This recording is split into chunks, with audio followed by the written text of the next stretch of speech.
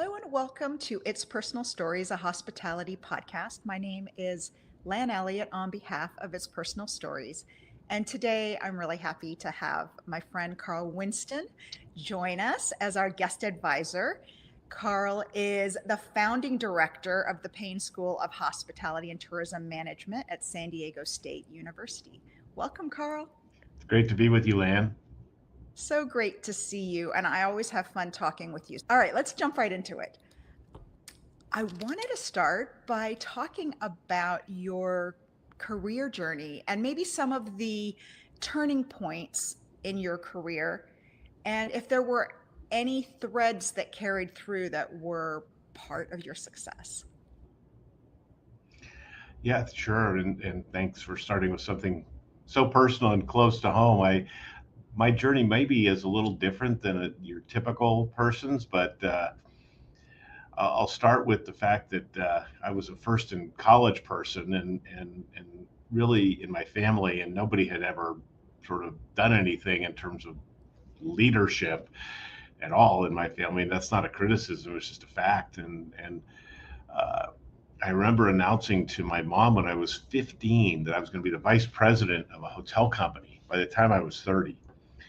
And she said to me something I'll never forget: "What's a vice president?" "And why a hotel company?" And I said, "I don't know. I just read about it." And what's interesting is I kept that goal, and I quickly, even back then, which was the late 60s, early 70s, I'd heard about a legendary school that taught hotel management. It was called Cornell, and as a high school student, I applied, and I got rejected. As a community college student, I did that for 2 years because I really wanted to go, and so I applied to go to Cornell again and got rejected. And so I finished up my undergraduate down here in San Diego at a place called UC San Diego, and graduated on time and started my work life in restaurants, and decided to try again, go to Cornell. So I applied to grad school and I got in. And it was, in fact, the beginning of my journey towards leadership. I'd never been to an Ivy League institution. I'd never been out of the state of California where I grew up. And I got in my car and I drove across the country, and it kicked off my life and opened doors into rooms that I'd never dreamed had existed. And flash forward, after getting out of Cornell and working in the real estate consulting world for a while, I ended up quitting that and went to hotel operations with a very high flying growth company, and ended up being their vice president of operations by the time I was 30. I love the fact that you set a goal and you held on to it, and also the persistence that you really wanted to go to Cornell and you were going to try again and again. And that's a theme we've heard a couple times, is to be persistent if there's something that you really want. Yeah, and I think on the flip side of that, land, as you know, I obviously work with young people, and it wounds me when I speak to a 20-year-old and I'll ask them a question like, "Tell me about a dream for you professionally." And they're like, "I don't have one." It's like, anything, like, you know, run Coachella, like, own your own business. And sometimes they're afraid to take a risk of dreaming out loud. And what I found throughout my journey, as you put it, is if I'm willing to dream out loud, people are willing to help me. That's And such a good point. People can't help you if they don't know what your dreams are. I think it's worthwhile reflecting so that you can verbalize what it is that you're looking for so that people can help you. And I think there is something around manifesting what you're looking for and sharing it. And it can be very scary. And it is a vulnerability to share maybe a big dream. And it's scary to share that. But I think it can also help focus you and also allow people to help you. yeah, and I think that when I look at those, call it 50% of people who are afraid to dream out loud professionally, I think they're afraid of getting it wrong. I've had these conversations with them about it over the years, and this fear of, well, what if I guess wrong? And I always respond, well, then just change your mind. Like, try the next thing. But it's amazing how many people are, in my opinion, self-limiting, and they don't need to be. And it's like, golly, you could have just a life that's a perfect life for you professionally. Just say it out loud. Go for it. And so many people are so afraid. So if there people are watching this and even one of you says, I'm going to go for it, I feel really good about today. I love that. And I love the idea of dreaming big and going after what you want. I'm going to move into continuous growth. And I know that your students get assigned a lot of reading, but we also hear from leaders that curiosity is a big part of their path, and learning and reading and developing new skills in general is important as you advance in your career. You don't get all your learning done in university and then emerge ready for every role you're going to have in your career. There's learning that continues. Do you have a favorite leadership resource? Maybe it's a book, a video, a podcast that you could share with our audience who are looking to advance their careers? Yeah, I think you've got a couple of concepts that you unpacked there, and I think I can completely agree with you. Curiosity is the ultimate tool to advancing oneself professionally, and I don't say that lightly. And you didn't set me up for it. I just happen to agree with you completely. That the most curious people I know are the most successful, and you and I are very familiar with an organization that starts with an M. And I had the good fortune of working with some of the Marriott family before. And one of the things I've noticed about them and their senior leaders are they are some of the most genuinely curious people I've ever met. I remember pitching to them a large charity initiative that they actually funded in China a decade ago. And they kept asking, why do you want to do this? And I would explain, and they'd say, well, why about that? Well, why about that? Why about that? And we got so many whys going. And I think that curiosity factor is massively useful for people trying to understand the environment around them, the people around them, their motivations, and the reality of what it might happen if people that you're around you say, yes, I'm going to help you. So curiosity is huge. I think in terms of continuous growth, I'm at a point in my life, Lan, where yes, I am a voracious reader and I read from all sources, some books, some articles, things off the internet. I still use paper. Um, but I think I would say at this point in my life, as I'm on the backside of my career, I get my continuous growth through my people. And that might sound funny, but uh, one of the concepts that I'm wildly passionate about is what I call workforce diversity. But I don't mean in the traditional sense of ethnicity or even gender, but I look at diversity of thought, of life experience, of what continent the person was born on.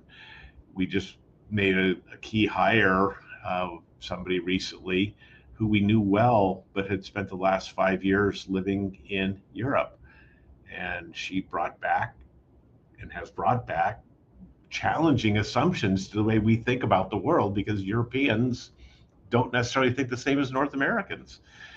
And I think that is for leaders and for anyone surrounding yourself with people who don't think the same way, who have different life experiences, who have different, of course, things like sexual orientation and gender and all that stuff. But if you can build a team around you of trusted coworkers who just challenge you because they just think differently, that's the richest growth that anyone can receive because you're constantly challenging your norms.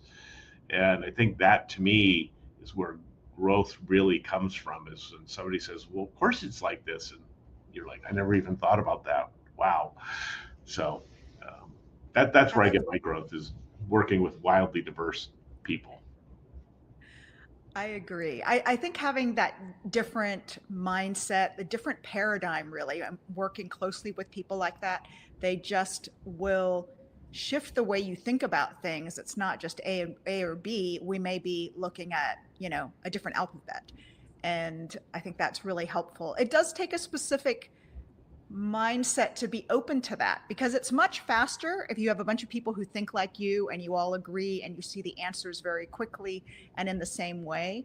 But sometimes there's advantages to having different perspectives and being able to think about things in different ways. And you might end up in the same place you started, where you thought you might be, but I think your decision making is richer from having the different perspectives and being challenged a little bit to think differently. I couldn't Yeah. agree with you more, Lan, that it's way easier to have like-minded people. We've heard terms like, oh, it's a boys club, and these kinds of things. It's much simpler for me to hire and work around people who look and act like me. It's much simpler, and I'll always get the answer I want. I think about my own staff meetings. I mentioned we have a new colleague joined us, and she sat in our first couple of weeks of meetings, and we kind of just yell at each other. It's a very tight knit group. There's about 10 of us in the core group here in the school. And every week we get together for an hour, and it's almost a yell fest. But we're going through strategy. We're talking about stuff, but we're picking on each other. We're challenging each other. And one of the things this individual mentioned is like, wow, no one's afraid to speak their mind. It's like, yeah, that's the biggest compliment I have in my life, is that everybody at every level who's in that meeting can just say what's on their mind and know there's no repercussions. And that, too, again, I think leads to growth. Yeah, I think it's having a safe space where people feel comfortable speaking up and sharing what they think. I think if they keep getting shut down again and again, people eventually end up just Down. not saying anything. And then Yeah. you just let the like-minded people have the conversation. So I think in terms of continuous growth, it's also being open to continuing to be challenged. So I like that. Yeah, I'll make one other additional thought to your topic, whether it's continuous growth or challenges. And I think one of the things I've noted is that the most growth and happiest people, the people who get there, are the ones who move into their discomfort. I mentioned to you before we got online here that I recently moved. I'm at an age where you're not supposed to move very often. And I've moved a couple times and it was uncomfortable, which is one of the reasons I did it. It's one of the reasons I've become reasonably expert at AI. Really uncomfortable for me, challenges the heck out of me. That's why I'm doing it. And I think discomfort is a key success marker for people. And those of us who avoid discomfort are definitely more comfortable, but we're not as successful, if that makes sense.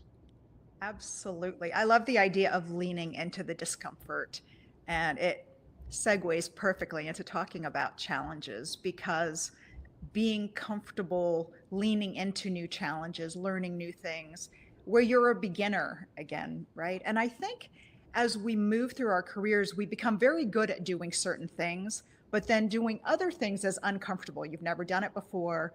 You're now discovering new ways of doing things, and you're a beginner. When you're so good at other things, you could just keep doing those other things.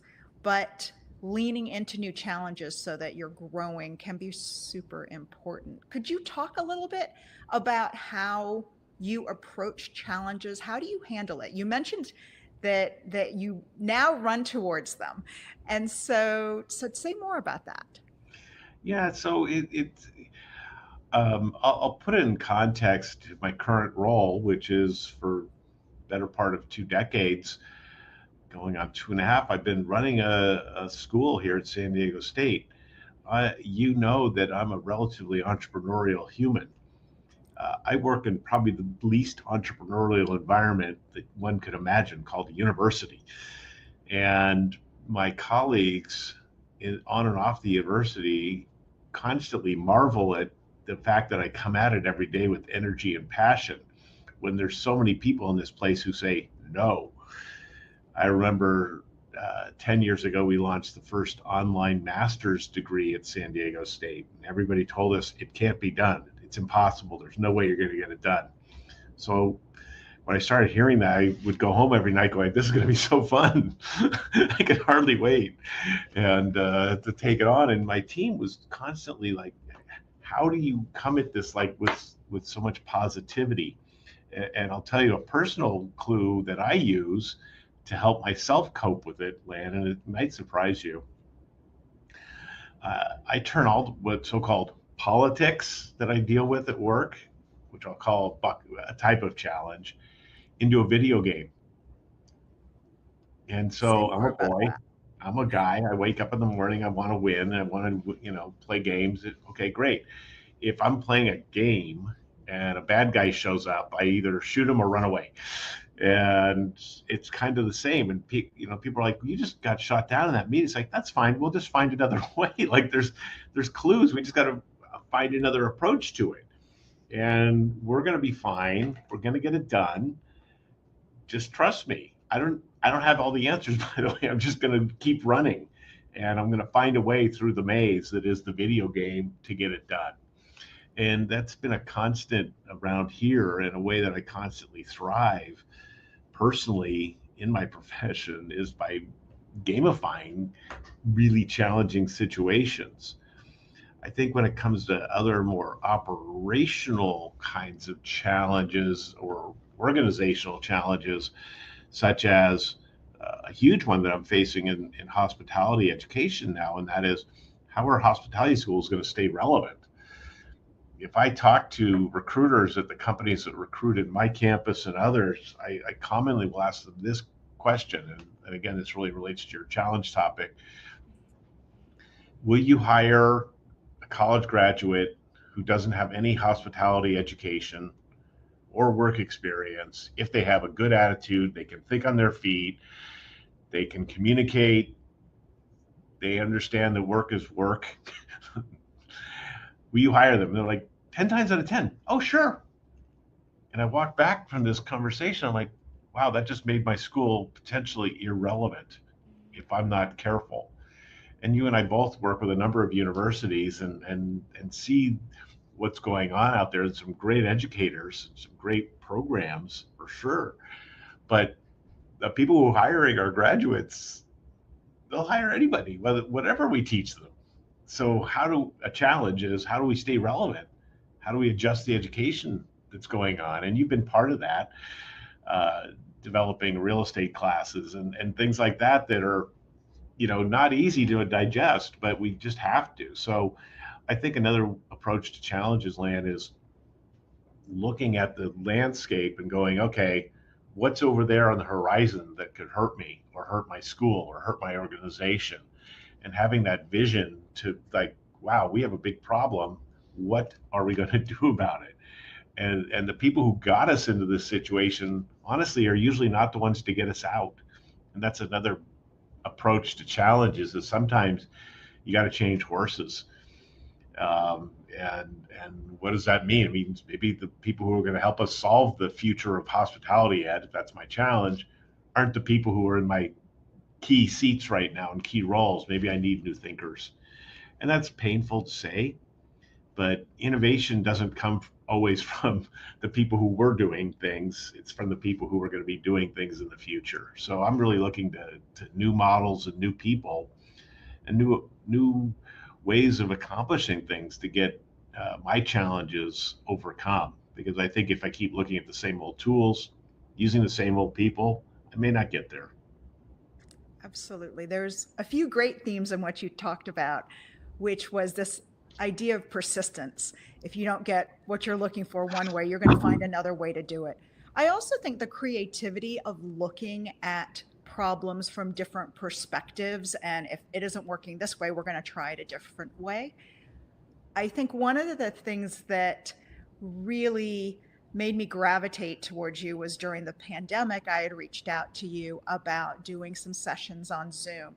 And you said something that really stuck with me was when all of the schools went to Zoom and people were getting really tired watching things on Zoom. You said the problem is not the screens. The problem is the content. Do you remember that? Very well, very, very well. Yeah, I actually went out and partnered with a Hollywood production person and company at that time to learn how to make TV that was good and screens that were good and engaging. And my favorite example was we mastered something called the commercial. And this time of year, we're here in January now, and we're going to be watching the Super Bowl, a few of us, in a few weeks, and half the audience is there for the commercials. And that was a huge breakthrough for us to actually we ended up during the Zoom era, and still today when our longer Zooms, we put commercials in, but they're super fun and they're super engaging, and they're just little 60-second breaks that people are like, that was amazing. Like, I can't believe that just happened in the middle of a boring Zoom. So Yes, I so vividly remember you saying the problem isn't watching screens because people will watch Netflix for 14 hours straight. It's the content. yeah. And it really opened my mind about looking at things in a very different way. Let's talk a little bit about mentors and champions, because I know you have been a mentor and champion for so many people, and you've had them as well during your career. How important is it to find a mentor or a champion, and how do you go about it? I'm sure there's a right and a wrong way to do it. Yeah, this this should be a master class that takes tens of hours to explain and understand. So let's try and do it in 2 minutes. Um, it's a big one and a tough one. I'm a big personal believer that you've got to give to get when it comes to mentoring and champions. You need to learn to give it before you're going to necessarily get it at the level that you crave. And I think that's a big miss by young people. I'm going to go back to the pandemic because it was here's a very short story that I think might make my point. As you know, a lot of people got laid off during the pandemic, especially in the hospitality and the event industry. And one of my key colleagues at the time was a national sales manager for a big hotel company, and she got laid off. And she called me and said, "Hey, I want to help." And I'm like, "Help me what?" And she goes, "I don't know. I'm out of work. Can I help you with some stuff?" And so I thought about it, and I created a list of things, of projects that would help my school during the pandemic times. And she's like, "Okay, I'll do it for free." I'm like, "What do you mean you'll do it for free?" Like, she goes, "Well, my mom taught me that if I was ever like feeling down and out, I should just help somebody else." And to this day, she was immensely helpful. I've helped her multiple times since because I was paying it back. But she took a time of her own need and just said, "I'm going to not worry about myself. I'm going to go help somebody else."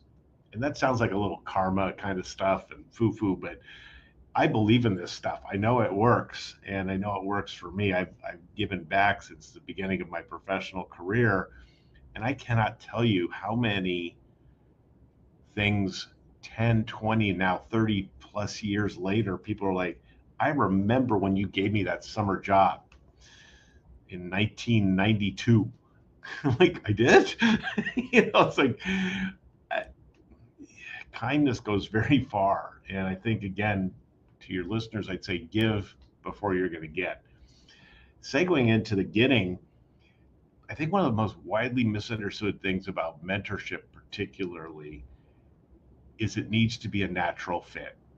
I think sometimes, maybe too many times, somebody will say, "Will you please be my mentor? I really want you to be my mentor. You're the big boss in charge of this." If that's not a natural relationship, just like every good relationship in the world has a natural element to it, if it's 100% fake, it's not going to be effective. So sometimes we have to go out there and find the right fit, and it sounds like a lot more work. But I've been so fortunate to get mentors that are just way off the org charts compared to me, and they've helped me so many times. And but it was always a natural fit, and they wanted to help me, just like I want to help others, and it's led to them helping me expand my mentor relationships. I'll give you a very specific example. where it's maybe not so natural, and that is in my master's degree programs, which for mid-career learners, we actually source mentors. Every student gets a mentor, and we base that mentor based on career interests. So if I have a hotel GM doing my master's program who says, I want to get above property, we will go out, and we have enough connections here that we will find somebody who's above property who used to be a GM and say, hey, here's this individual, Susie Smith. She wants to get above property. Can you mentor her? And I'd say 8 out of 10 times it works, because we're pretty good at knowing our audience on both sides.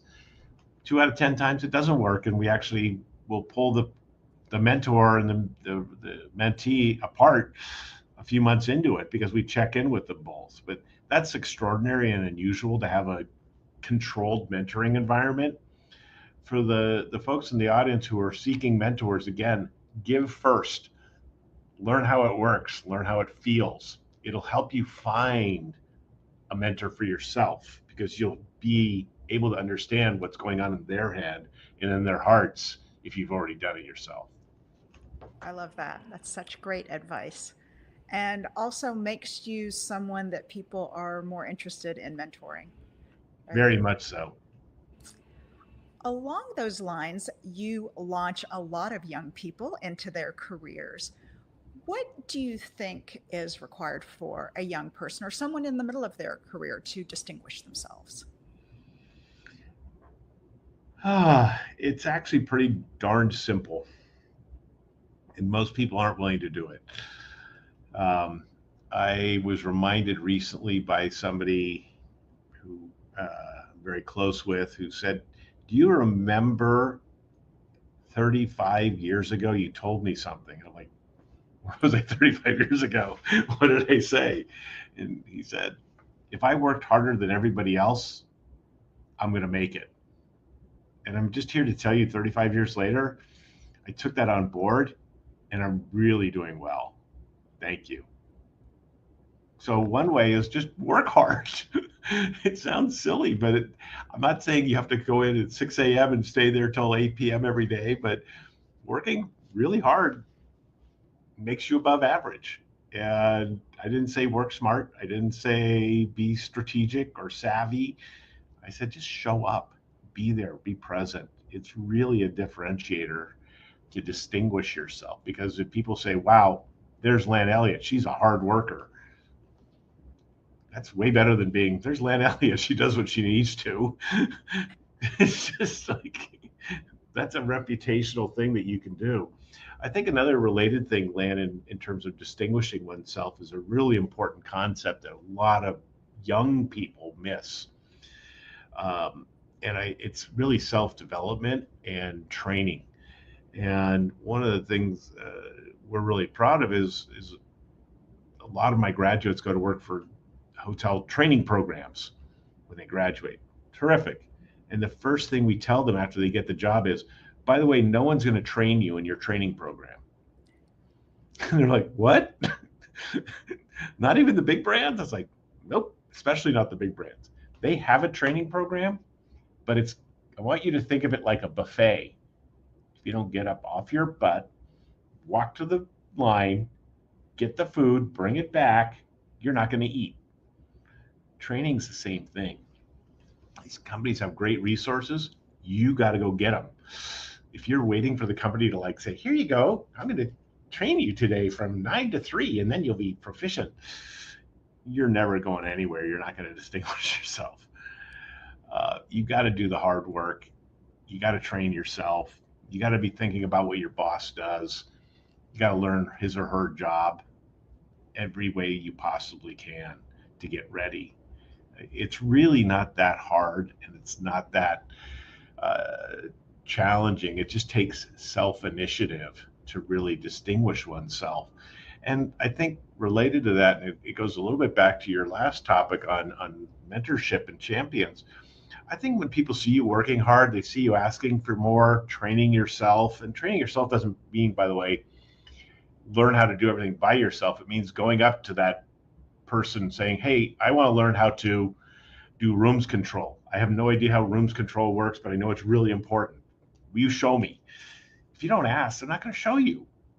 But if you do ask, they probably will. So asking for help from people above you on those org charts and saying, I want to learn this piece of the work, and then asking open-ended questions like, what else should I learn? I'd like to keep moving. What's next? And they might say something unexpected to you, like if you're in that hotel context again, something I've said to many young people, which is go work in housekeeping. What? It's like, that's the heart of the hotel, everybody. It's where most of the employees are. If you're 23 years old and working in housekeeping, you're going to be a GM a lot faster. So you get unexpected advice when you ask for advice, and keep it open-ended. And I think pretty simple ways to distinguish oneself: hard work, asking questions, training yourself. It's really not that hard. And it links back to what we talked about earlier, which is curiosity, that continuous learning, continuing to ask for help to learn new things, but it's reaching out and making those requests and being proactive on your own behalf. They're not going to serve it up to you. You're going to have to go and request it. But those are the people who stand out. Absolutely. Well, Carl, we are coming to the end of our time together. I have two last questions for you. The first one is, what advice would you give to 22-year-old Carl? Yeah, I love this question because I use it all the time. I do it. It's funny. I'll answer your question in a minute, Lan, but I'll tell you the way I use it with my 20-year-old students. And that is, I actually do the reverse because they're 20. And I'll say, you and I are talking about you having a study abroad experience and you're scared. What would your 25-year-old self tell you to do? Let's pretend she's sitting right there next to you. And they always look over. She'd tell me to go and have a great time. It's like, okay, so are you going to listen to your 25-year-old self? And I don't know. It's like everybody, they know at that age what they should do. They're just apprehensive or afraid to pull the trigger. I was personally quite different because I was motivated, as I said earlier, at a very early age to achieve something that I had no idea what it was. I mean, I think if I was going to give advice to my young self, it would be, dude, you're going to get there. You're on the right path. I have a very blessed life.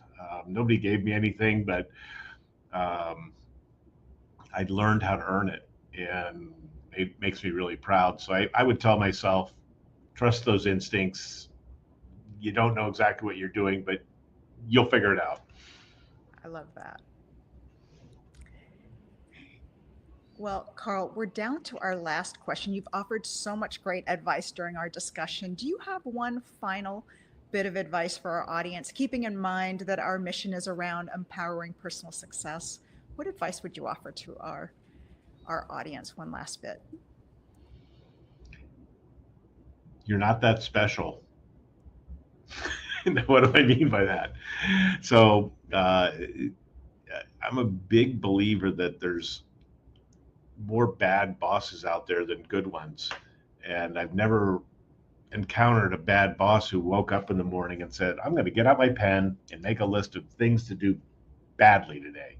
I'm going to yell at people. I'm going to embarrass people. Let's see, this guy isn't, oh, I'm going to give him the worst assignment possible for him and his personality. Yeah, that's a good idea. These people lack self-awareness. And Carl Winston's not that special. The way Carl Winston thinks is different than the way Lan Elliott thinks.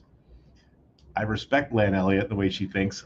I just need to learn how she thinks, what motivates her, and figure out ways to connect with her if I want to have a solid business relationship, and vice versa. And I think one of the biggest pieces of advice is to become self-aware, to develop that emotional intelligence, because if not, you're going to be that bad boss instead of being a great leader. And great leaders, there's so much literature around, leaders eat last and leaders put their people ahead of their own interests. And good leaders know how to get the most out of people by having them in the right seat in the right bus, and all the analogies. There's a million of them, but they all come out of all of us being aware of how we are, and that it's different, not better, than everybody else's way of thinking about the world. And we can engage people where they are in the way they want to be engaged, or at least share, like, here's the way I think, how do you think? That begins a very productive dialogue for people. So my advice is really focus on who you are and why you are, so that you can understand others and who they are and why they are. And I think you'll be really happy, and so will they. That is wonderful, wonderful advice to end on. Thank you so much, Carl. As always, I get so much wisdom anytime I spend time with you. So thank you for being on today. Same. I love chatting with you, Lan. You're an inspiration. Thank you. Feeling is mutual. And for our audience, if you've enjoyed this discussion with Carl, I hope you will go to our website. It's personalstories.com, where you can find many more wonderful interviews with industry